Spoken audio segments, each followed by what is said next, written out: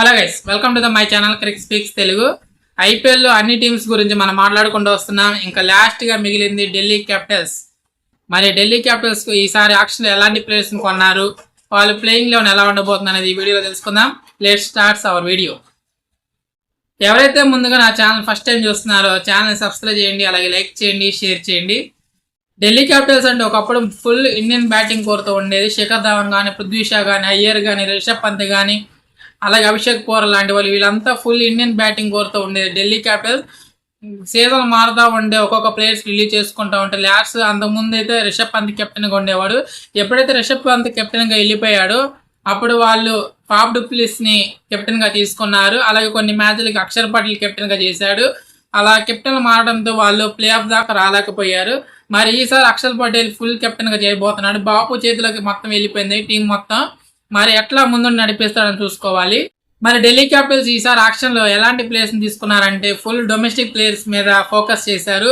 ఆకిబ్ దార్ అంటే ఒక కాశ్మీర్కి చెందిన ప్లేయర్, జమ్మూ కాశ్మీర్ నుంచి వచ్చిన ప్లేయరు, 29 ఓల్డ్. అతన్ని 8.5 కోట్లు పెట్టి కొన్నారు. చాలా చాలా షాకింగ్. ఎవరు ఆకిబ్ దార్ అని అందరూ సెర్చ్ చేస్తున్నారు. అతను డొమెస్టిక్లో రంజీ తరఫున 60 వికెట్ల పైన తీశాడు ఒక సీజన్లో. అలాగే సయ్యద్ ముస్తక్ అలీ ట్రోఫీలో కానీ, అలాగే విజయ్ హజారా ట్రోఫీలో కానీ మంచి పర్ఫార్మెన్స్ చేశాడు. ఫ్లోరార్దో వచ్చి బ్యాటింగ్ అలాగే బౌలింగ్ రెండు వైపులా కాంట్రిబ్యూషన్ చేయగల ప్లేయరు. ఒక ఆల్రౌండర్, ఒక ఇండియన్ ఆల్రౌండర్ ఉంటే టీంకి ఎంత బూస్ట్ ఇస్తుందో ఆకిబ్ దార్ని తీసుకున్నారు.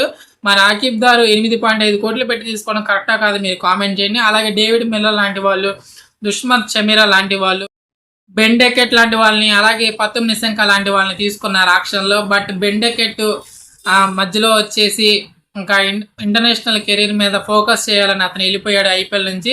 మళ్ళీ అతను 2 years సస్పెండ్ అవుతాడు. ఎందుకంటే ఐపీఎల్ రూల్ ప్రకారం ఎవరైతే కాంట్రాక్ట్ తీసుకొని ఎటువంటి ఇంజురీస్ లేకుండా టోర్నమెంట్ నుంచి, ఎటువంటి రీజన్స్ చెప్పకుండా టోర్నమెంట్ నుంచి వెళ్ళిపోతే వాళ్ళు ఐపీఎల్ నుంచి 2 years దాకా పార్టిసిపేట్ చేయడానికి లేదు. అంటే 2027 దాకా బెన్ డెకెట్ ఐపీఎల్ ఆడటానికి అయితే లేదు. మరి అతనికి రీప్లేస్మెంట్ ఎవరైనా తీసుకుంటారో లేదో తర్వాత చూసుకోవాలి. మరి పతుమ్ నిశంక అని తీసుకున్నారు, శ్రీలంక చెందిన ప్లేయరు. T20 వరల్డ్ కప్లో ఎలా ఆడాడో మనందరూ తెలిసిందే. అలాగే ఇండియా అంటే చాలా బాగా ఆడతాడు. ఇండియన్ కండిషన్లో పతుమ్ నిశంక చాలా చాలా కీలకమైన అవుతాడు. అతను ఒక ఓపెనర్గా తీసుకున్నాడు. కేఎల్ రాహుల్తో జోడీగా కానీ ఇంకెవరైనా ఓపెనర్గా ఉండాలనుకుంటే పతుమ్ నిశంకని తీసుకున్నారు. ఒకసారి ఢిల్లీ క్యాపిటల్స్ ప్లేయింగ్ లెవెన్ చూసుకున్నట్టయితే టాప్ ఆర్డర్లో అలాగే ఓపెనర్గా కేఎల్ రాహుల్ అండ్ పతుమ్ నిశంక వీళ్ళిద్దరి చేత ఓపెనింగ్ చేస్తారు. ఎందుకంటే పతుమ్ నిశంక T20 వరల్డ్ కప్లో టెరిఫిక్ ఫామ్లో ఉన్నాడు. శ్రీలంక చెందిన ప్లేయరు. ఐపీఎల్ ఫస్ట్ టైం ఆడుతున్నాడు. ఏషియన్ కండిషన్లో అతను బాగా బ్యాటింగ్ చేయగల అనుభవం ఉంది. అతనితో పాటు కేఎల్ రాహుల్ ఓపెనర్గా చాలా చాలా మంచి రికార్డు ఉంది ఐపీఎల్. అతని కెరీర్ ఐపీఎల్లో మిడిల్ ఆర్డర్లో వచ్చినా సరే, ఆ తర్వాత ఎప్పుడైతే ఓపెనర్గా ప్రమోషన్ వచ్చిందో అప్పటి నుంచి ఐపీఎల్ అతని స్ట్రైక్ రేట్ కూడా ఇంప్రూవ్ అయింది. లాస్ట్ కొన్ని సీజన్ నుంచి అతను స్ట్రైక్ రేట్ అనేది డౌన్ అయిందని అందరి విమర్శలు అయితే వచ్చినాయి. మరి ఈసారి అతను స్ట్రైక్ రేట్ ఇంప్రూవ్ చేసుకుంటే చాలా చాలా మంచి ఎసెట్ అవుద్ది. మళ్ళీ ఢిల్లీ క్యాపిటల్స్కి అతని యొక్క ఎక్స్పీరియన్స్ అనేది చాలా యాడ్ అవుతుంది. ఈసారి కెప్టెన్ కూడా ఒక చేయట్లేదు, ఒక ప్లేయర్గా ఆడబోతున్నాడు కేఎల్ రాహుల్. అలాగే నెంబర్ 3 వచ్చేసరికి అభిషేక్ పోరెల్. లాస్ట్ సీజన్ అతను ఓపెనర్గా వచ్చాడు, లెఫ్ట్ హ్యాండెడ్ బ్యాట్స్మెన్, అలాగే వికెట్ కీపర్ కూడా. మరి ఈసారి ఓపెనర్గా వస్తాడైతే అనుకోవట్లేదు. నేనైతే 1-1గా వస్తాడని కోరుకుంటున్నా. Abhishek Porel left handed batsmen number 3లో. ఇంకా నెంబర్ 4 వచ్చేసరికి నితీష్ రాణా మిడిల్ ఓవర్స్ ఎట్లా ఆడతాడని అందరూ చూడాలి. అతను స్పిన్ బాగా ఆడతాడు. మరి మిడిల్ ఓవర్స్లో స్పిన్ ఎట్లా ఎదుర్కొంటాడు, అలాగే స్ట్రైక్ రొటేట్ చేసి ఇన్నింగ్స్ ఎట్లా బిల్డ్ చేస్తాడని చూడాలి నితీష్ రాణా. ఇంతకుముందు కేకేఆర్కి ఆడేవాడు, అలాగే రాజస్థాన్ రాయల్స్కి ఆడాడు. ఇప్పుడు మళ్ళీ ఢిల్లీ క్యాపిటల్స్కి ఆడబోతున్నాడు. మరి నితీష్ రాణా లేదా కరుణ్ నాయర్ వీళ్ళిద్దరి మధ్యలో పోటీ ఉంటుంది. ఎందుకంటే నితీష్ రాణాకే వెళ్తారు. ఎందుకంటే నితీష్ రాణా కొన్ని ఓవర్స్ కూడా వేయగలుగుతాడు, పవర్ ప్లేలో కావాలంటే ఓవర్స్ కూడా వేయగలుగుతాడు. మరి నితీష్ రాణా నెంబర్ 4 ఉంటాడు. ఇంకా నెంబర్ 5 వచ్చేసరికి ట్రిస్టన్ స్టబ్స్ మనందరూ తెలిసిందే. లాస్ట్ కొన్ని సీజన్ నుంచి ఢిల్లీ క్యాపిటల్స్గా ఫినిషర్గా మిడిల్ ఆర్డర్లో చాలా చాలా బాగా ఆడుతున్నాడు ట్రిస్టన్ స్టబ్స్. అతను T20 వరల్డ్ కప్లో ఎలా ఆడాడో అందరూ తెలిసిందే, సౌత్ ఆఫ్రికా తరపున. నెంబర్ 5లో ట్రిస్టన్ స్టబ్స్. నెంబర్ 6 వచ్చేసరికి Bapu captain Akshar Patel, left handed batsmen. మన T20 వరల్డ్ కప్లో ఏం చేశాడో మన అందరూ తెలిసింది. అటు ఫీల్డింగ్లో, అటు బౌలింగ్లో, ఇటు బ్యాటింగ్లో కాంట్రిబ్యూషన్ చేయగల ప్లేయరు. ఆల్రౌండర్ క్వాలిటీస్ అన్ని అక్షర్ పటేల్ ఉన్నాయి. అతను ఈసారి కెప్టెన్, ఫుల్ టైం కెప్టెన్గా చేయబోతున్నాడు. అటు కెప్టెన్సీ ప్రెజర్, ఇటు బ్యాటింగ్, ఇటు బౌలింగ్ అన్నీ చేయాల్సి వచ్చింది. ఎందుకంటే వన్డే వరల్డ్ కప్ వస్తుంది. వన్డే వరల్డ్ కప్లో జడేజాని కాదని అతను సెలెక్ట్ చేయాలంటే అతను ఆల్రౌండర్గా ప్రూవ్ చేసుకుంటేనే అతను జడేజాను కాదని వన్డే వరల్డ్ కప్కి సెలెక్ట్ అయ్యే అవకాశం ఉంది. మరి అక్షర్ పటేల్ నెంబర్ 6లో ఎట్లా ఆడతాడో చూడాలి. మిడిల్ వార్స్ స్పిన్ బాగా ఆడతారు అక్షర్ పటేల్, అతను నెంబర్ 6లో ఉంటాడు. ఇంకా నెంబర్ 7 వచ్చేసరికి అశుతోష్ శర్మ గురించి మనందరూ చెప్పాల్సిన పని లేదు. ఫినిషర్గా ఎట్లా ఆడతాడు అందరూ తెలిసింది. పంజాబ్ కింగ్స్ ఉన్నప్పుడు బాగా ఆడేవాడు శశాంక్ సింగ్, అలాగే అశుతోష్ శర్మ ఇద్దరు బాగా ఆడేవాళ్ళు. మరి అతను లాస్ట్ సీజన్ కూడా బాగా ఆడాడు. మరి ఈ సీజన్ కూడా అదే స్ట్రైక్ రేట్ మెయింటైన్ చేస్తూ ఫినిషర్గా ఢిల్లీ క్యాపిటల్స్ని ముందు నడిపించాలని కోరుకుంటాడు అశుతోష్ శర్మ నెంబర్ 7లో. ఇంకా నెంబర్ 8 వచ్చేసరికి విప్రజ్ నిగమ్ కానీ ఆకిబ్ దార్ కానీ. విప్రజ్ నిగమ్ కూడా బౌలింగ్ ఆల్రౌండర్, ఆకిబ్ దార్ కూడా బౌలింగ్ ఆల్రౌండరే. ఎందుకంటే విప్రజ్ నిగమ్ ఏంటంటే స్పిన్ అంటే లెగ్ స్పిన్ వేస్తాడు, లెగ్ స్పిన్ ఆల్రౌండర్. మన ఇండియాలో ప్రజెంట్ ఇప్పుడున్న టీంలో అయితే ఎక్కడైనా సరే లెగ్ స్పిన్ ఆల్రౌండర్ ఎవరు లేరు. వాళ్ళందరూ తెలిసింది యజువేంద్ర చాహల్ ఉన్నాడు కానీ ఓన్లీ బౌలర్గా ఉన్నాడు. బట్ ఒక లెగ్ స్పిన్ వేస్తూ బ్యాటింగ్ కూడా చేయగల క్యాపబిలిటీ ఉన్న ప్లేయర్ ఎవరైనా అంటే అది విప్రజ్ నిగమే.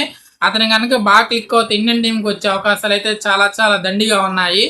లేదా అతనితో పాటు నెంబర్ 8లో విప్రజ్ నిగమ్ కానీ లేదా ఆకిబ్ దార్ కానీ వీళ్ళిద్దరిలో ఎవరో ఒకరిని తీసుకుంటారు. ఎందుకంటే విప్రజ్ నిగమ్, అక్షర్ పటేల్, కుల్దీప్ యాదవ్ వీళ్ళు ముగ్గురు స్పిన్నర్స్ అవుతారు. ఒకవేళ విప్రజ్ నిగమ్ కాదని ఆకిబ్ దార్ వెళ్తే ఒక బౌలింగ్ ఆల్రౌండర్గా ఉంటాడు.